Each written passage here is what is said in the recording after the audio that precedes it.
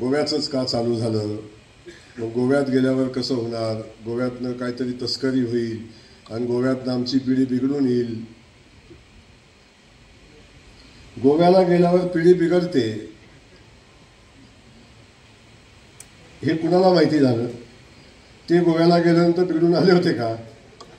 शंका आहे की हे गोव्याला करून इतर गोष्टींची तस्करी तर नाही वाढणार, कारण का नाही खरंच तसंच आहे.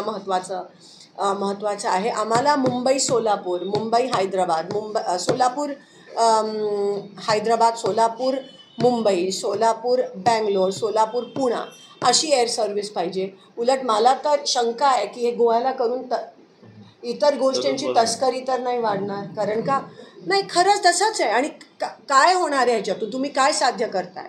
आमच्या पटवारी साहेबांनी पहिला प्रश्न विचारला मला, खूप दिवसापासून आम्ही विमानाची वाट बघतोय, काय होणार आहे भाऊ, नक्की सांगा, कधी येईल विमान.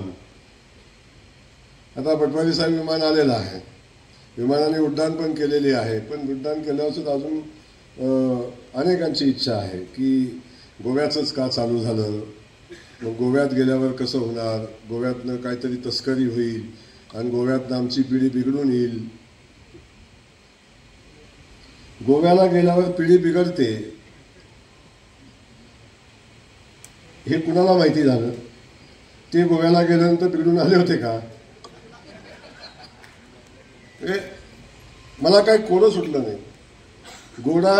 गोवा हे आता आंतरराष्ट्रीय पर्यटन क्षेत्र आहे आणि या गोव्यातून जगाच्या पाठीवर कोणत्याही देशामध्ये जाण्याची सगळी सुविधा या गोव्यामधनं होते. त्यामुळं गोव्यातनं आपण शक्य आहे तिथं सगळीकडे पोचू शकतो. त्यामुळं गोवा सुरुवात झालेली आहे. आता पुन्हा मुंबईचं पाहिजे आपल्याला, तेव्हा पुन्हा मुंबई सुद्धा आता चालू होईल. आता काय अडचण याची कारण नाही. आम्ही 15 जूनची तारीख दिली होती, मला वाटतं जमून गेलं 15 जूनला. समांतर जलवाहिनीचे पाणी आता वेळेत आले. 15 जूनला दिलं तारीख आणि ते आपली विमानाची तारीख दिली. थोडं मागं पुढं झालं, शेवटी होत असतं सगळ्या गोष्टी. आता ह्या सगळ्या गोष्टी आता वेगानं होत आहेत. विमानाचंही काम, राहिलेलं काम जे आहे तेही या निमित्तानं होईल. परंतु हे सगळं करत असताना आज या जिल्ह्याचा पालकमंत्री म्हणून मला काम करण्याची संधी मिळाली.